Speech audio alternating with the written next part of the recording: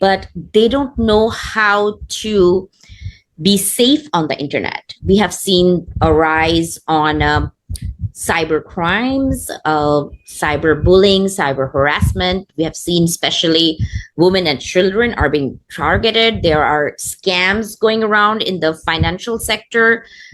And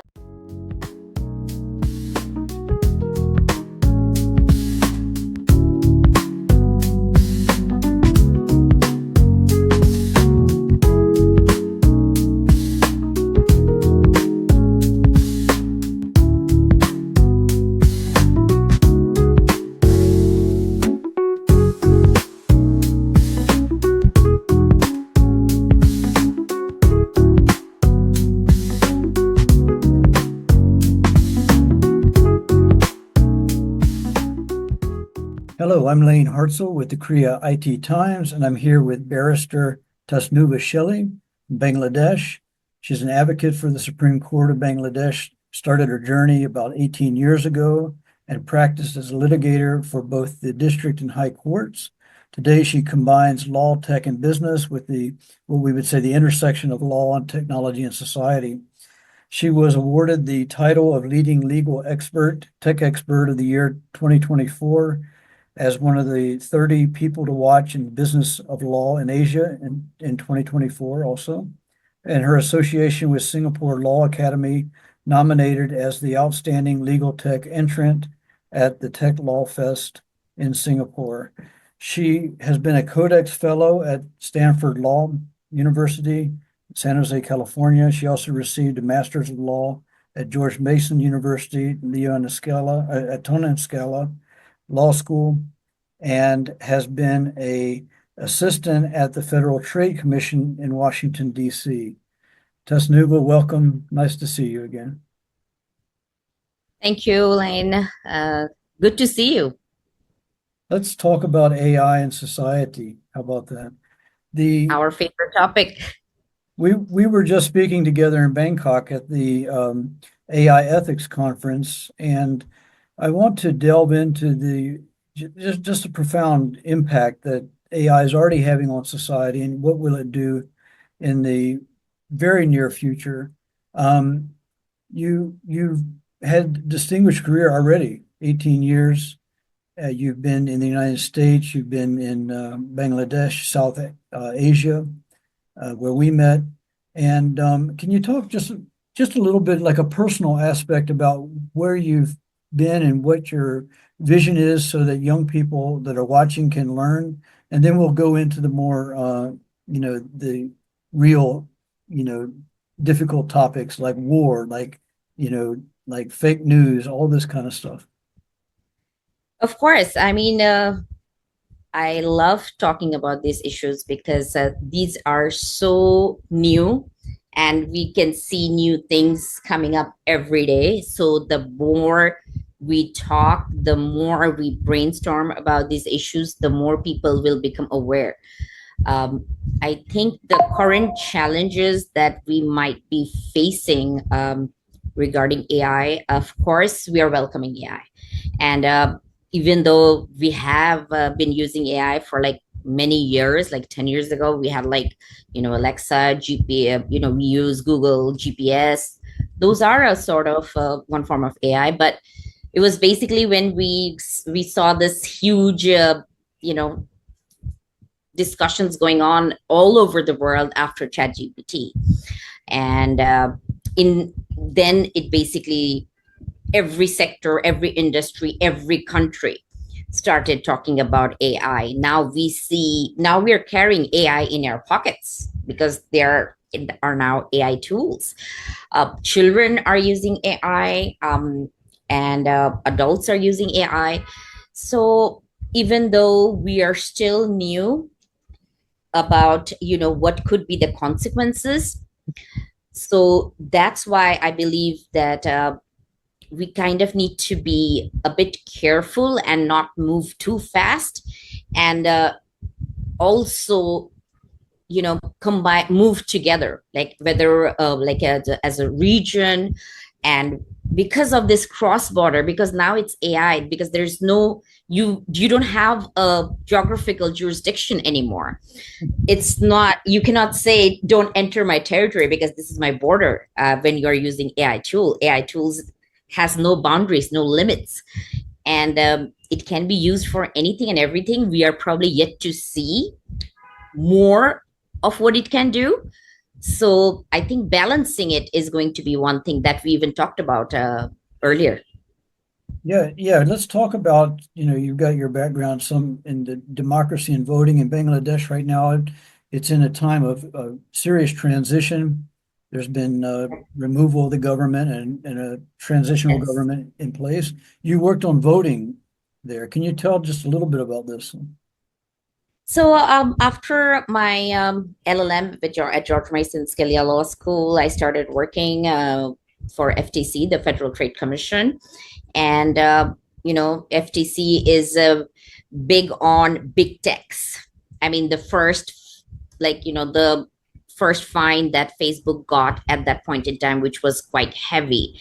It was during that time we were there when we announced it in the press conference, and we have seen right after that, like many EU countries have started, questioning them about, abuse of their dominant position because Facebook was number one. I mean, and the value of data also we did not understand before. Um, and being in California, which has been like the most progressive state, even in US, actually around the world, it was one of the first states to actually have the privacy law. And when I moved to California, I started working for Google, and I realized that as a compliance attorney, I mean, I'm used to seeing papers, stacks of books, messy law offices for lawyers, and there were no papers.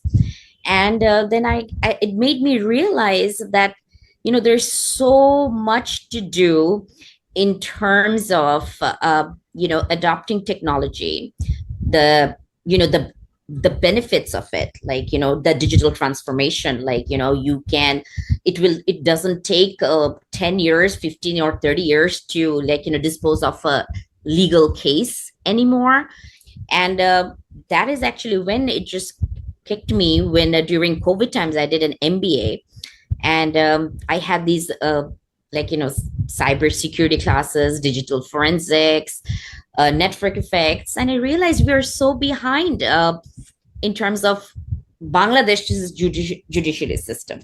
So I actually decided to just pack my bags and come back home and you know talk about this issue, because here people are very reluctant to change, and we still have laws which are as old as 1800s, and they're good laws. So somebody kind of needed to give that push, and because we are not that developed yet, people are using uh, smartphones, and we have internet, but they don't know how to be safe on the internet. We have seen a rise on cyber crimes, cyber bullying, cyber harassment. We have seen especially women and children are being targeted. There are scams going around in the financial sector. And so, with that boom of technology and the digital transformation, we have also seen the risks and the challenges. So we are, and then while we were trying to juggle with it, we have seen AI. So now we don't know what to do. We're just like stand still. It's interesting you mentioned the laws from the 1800s and the 19th century and so forth. That we were talking before the show about how it was about fighting over land, and of course land is everything. I mean, it's still there, but now you've got this whole cloud thing going on. And just as I was talking to you here, I got a message that NVIDIA just passed Microsoft as being the most valuable company. Just now, I think it just came across. Can you talk a little bit about just how much you called it a boom, which is really, that's about what it is. Can you just talk about how extraordinary and dangerous this is? Yes, Layne, I mean, because like I said, before we could even figure out how to address these digital transformation challenges, we were just, the AI bomb just, came up, and people are picking it up. We have it in our pockets, and it's actually having an effect in every corner of our society, whether it's education, whether it's healthcare, whether it's politics, governance. Then we have the increase in the use of social media, the financial sectors, and the deep fakes. We have seen how uh, the new kinds of crimes which we are not used to. We don't know, because before there was somebody physical, you could catch a murderer, or somebody who stole something. You could find out who that person was, and we'll send them and put them behind bars. But now it's an AI tool, and many areas are now being challenged, like for intellectual property also is facing some sort of challenges, like if an AI tool creates something new using data sets from existing authors, or like musicians, so who's going to own the IPR for that? And there are different takes on it. Some say it'll be the person who actually put in the data. Some say it will be the organization that owns the AI tool. Some say it will be degenerate, like nobody, kind of. So but we still yet to see what take it is going to be, because even, I don't know if you've seen, like, the EU law on AI. I mean, they thought they will be able to implement it, but they're saying that we're not ready, we need more time. You talk about narrative intelligence in the political realm. So since you're going in that direction, can I ask you about this in your writings? You use the term narrative intelligence. Yes, nowadays we are using AI bots to create our own narratives of what we're doing. We're trying to justify our actions by creating fake news, going viral, misinformation, disinformation, the way we want to. Like, we have seen Eiffel Tower on fire. It was completely a fake news. Right. But it did actually have an effect on us, because like you mentioned earlier, Bangladesh went through a revolution in July. And social media has been one of those factors where because it was actually the students who stood up against the fascist government, who was there for 16 years.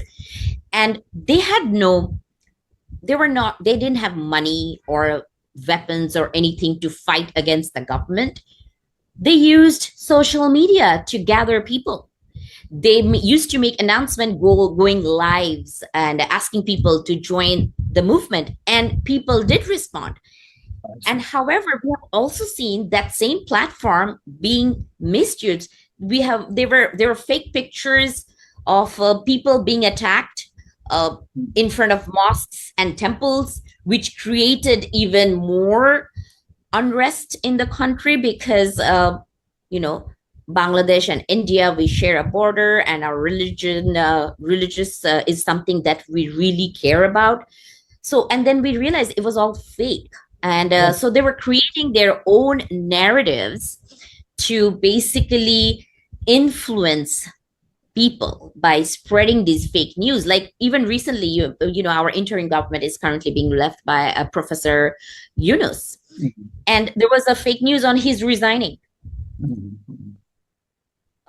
So social media accounts are being hacked.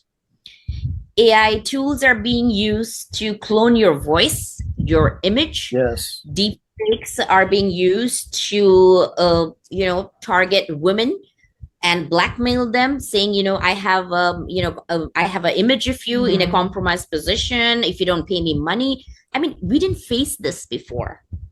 We don't know how to handle them.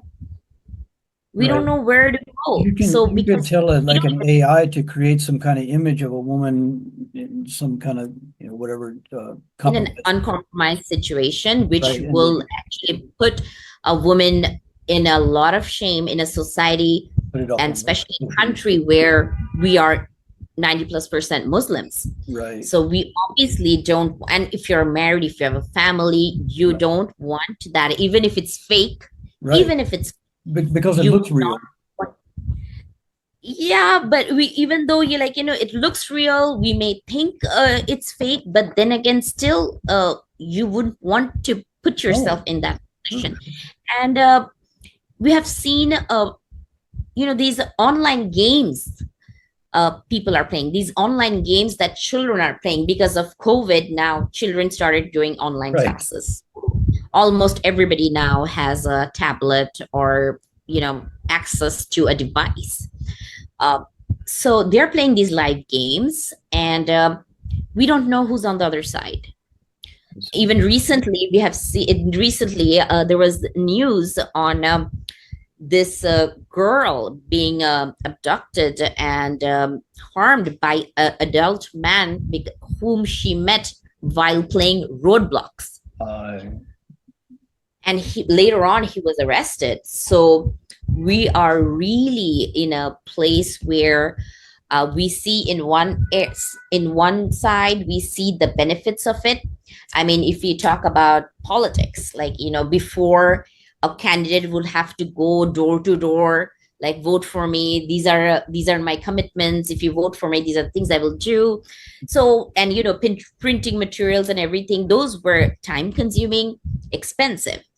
Now, because of technology, AI, and social media, we see them, like, connecting with the people, going live, giving a message, and also they can connect with them. But however, there's also the risk of, like, I don't like the opposite party who's standing against me. I might just push up a fake news and create a narrative, and, like, damage their reputation. And by the time we realize that it was fake, it was already shared like 1,000 times, a million times, and it was already viewed like a million times already. So this will again put you back in where you were, and you maybe even make you lose elections. And actually, last time we have seen that people who used to go viral on social media, they have no political backing or background, but they have won elections because they were somewhat popular. Uh, Everybody knew them, and they kind of wanted to vote for them. And this could actually, again, we have the privacies are like becoming an issue. uh, Surveillance has become very strong, like, we don't know who's watching us, where our data is going. Our privacies are being hampered because you can track your location, where you're shopping, where you're buying, what's your daily routine. Like, now, because we even have a smartwatches, so how many hours are you sleeping? Yeah, how many hours are you awake? One thing that's interesting is that this was known back, I guess, around 2000 and probably 2018. Shoshana Zuboff, the professor at Harvard, wrote a book called Surveillance Capitalism. And she talks about, and we're relying on her for some of the work that we're doing, right? She talks about that the social media, now this wasn't AI, right? This was social media, just the computer systems that, say, Facebook had, they could tell whether a woman was pregnant before she even knew, according to what she was posting, this kind of stuff. Or like a young guy would want to go to the prom and, so they would send him all this advertising. But now with the AIs, as I understand it, it's getting to the point where it not only can recognize that, it can recognize intentions. So not just attention economy, but intention economy. You are absolutely right and spot on, because every site, every link, everything that we do, like, because now we have banks on our phone, like, we are doing financial transactions, we are doing our grocery shopping here, we are learning from here, we are working using our phone, emails, like, Zoom calls, WhatsApp, whatnot. And all these are being tracked. And, and they're sometimes they're even sold on the dark web. They Right. create a profile. They have your profile. They're being sold in the dark web, where people kind of see your profile and they see, okay, this is this Mr. X. They have the, three people in the family. He's very close to one of them. So they will call them, cloning a voice, saying, like, your daughter, Right. uh, Right. or like, say I'm even like, oh, daddy, help me.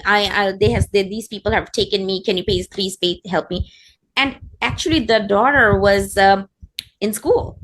It was because he put in probably some videos, or like, of the child on some social media platform, from where they took that voice, used an AI tool to clone it, and then started using it to get money. And by the time we realize it, it's already too late.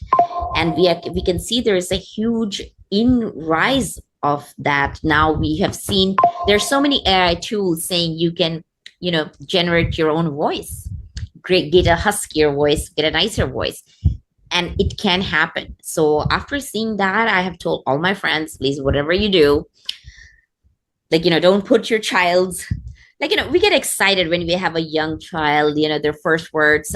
And they actually monitored all that, and they want to, because they don't want to give you time to think twice. So Right. when you get a call from your child, and like that, and of course they panic. Even the smartest of us fall for these kind of traps, and it's been going on, having a negative impact on our society. Because at once, in one side, we're saying it's good, because now we can learn from anywhere. Anybody can do a business anywhere now. We don't have to fight for, land, property, because that's how it was. Because the wealth was considered before, how rich are you, how wealthy are you, depending on how much land you have.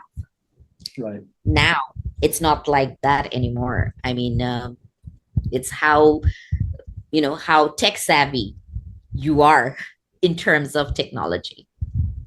Yeah, that's very scary what you just said. And I think that one thing that can help people is to have a code that you have with your children or with your family, that this code must be said whenever there's an In emergency. case of emergency, Yeah. yes, I have actually told my family that if I send you a WhatsApp message, uh, then that means, and if I use this code, that means it's me. Or else, like, do not respond, do not bother responding. Exactly, exactly. We're writing a paper about AI and warfare, and currently, the Microsoft, in fact, recently, not just currently, but Microsoft Cloud was being used against the Palestinians. There were Microsoft developers, coders that were speaking out against this in the shareholders meetings, and this was, in the news and so forth. What what are we looking at here? I mean, very powerful technology, and then applying it into the physical battlefield to go after people. Can you talk about this? Actually, it actually started with drones, using drones, which we, at first they were saying, like, drones are helpful. So you can, like, before we used to see people would be like, you have to climb up the mountain to have a look whether, the enemies are coming to attack us. Now Right. you send drones to see that area.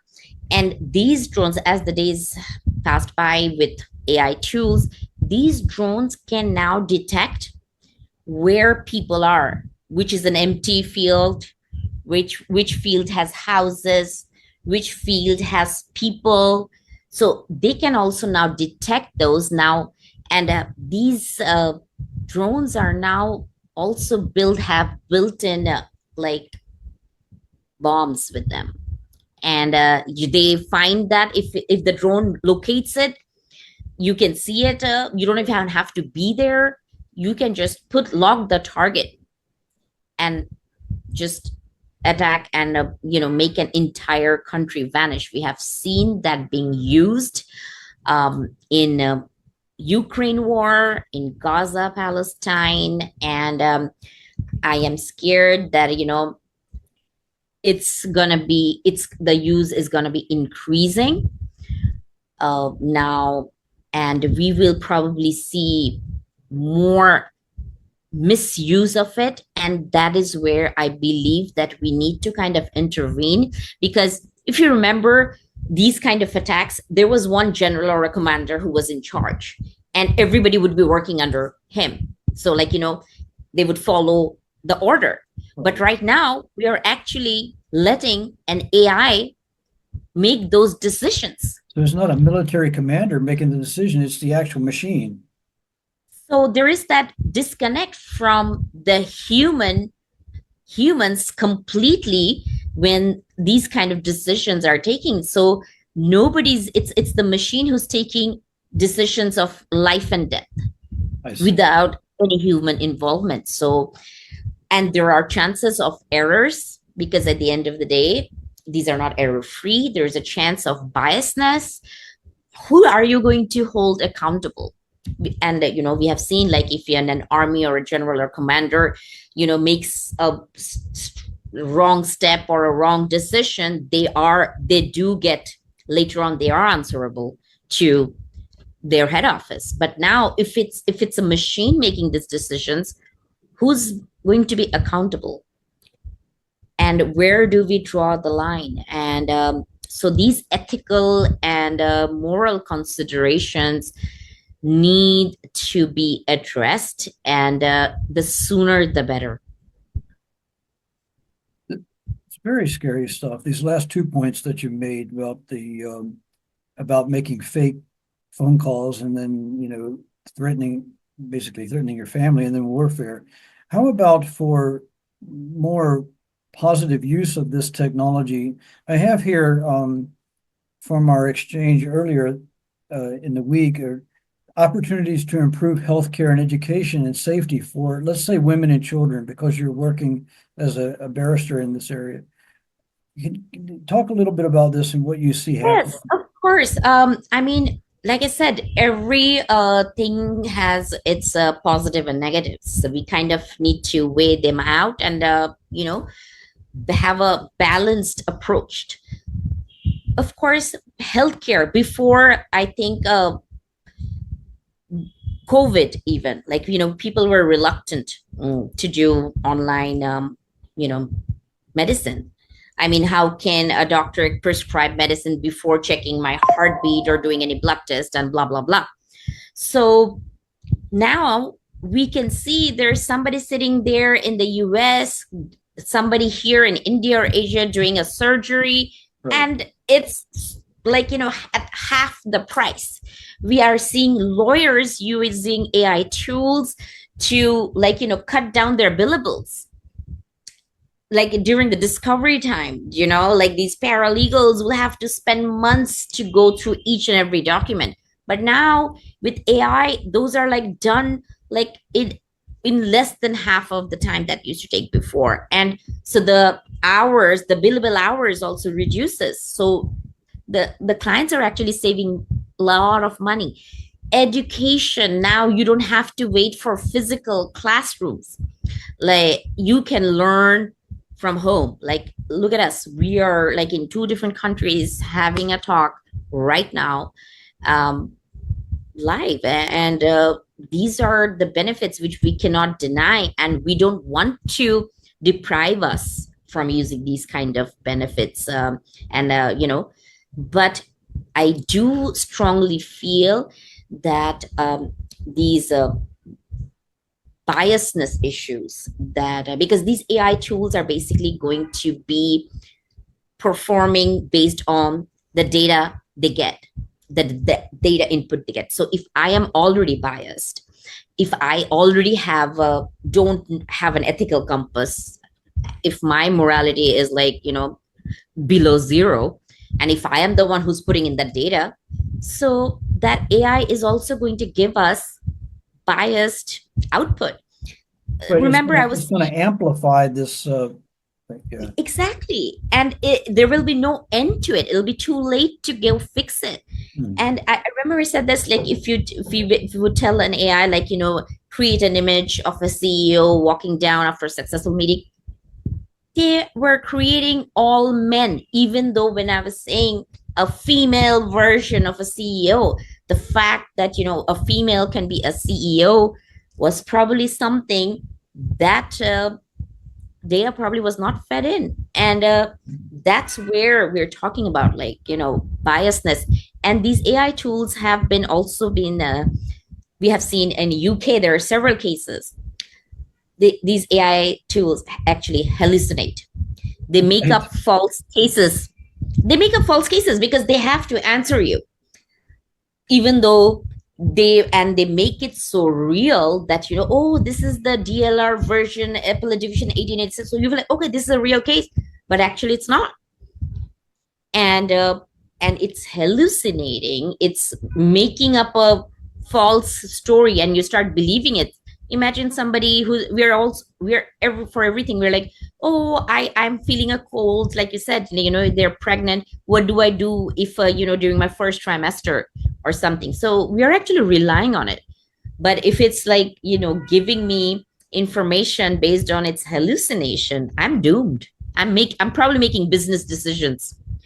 I have actually seen an image where they're saying, like, AI, AI tool, AI human can actually also sit on a board of a company and make decisions.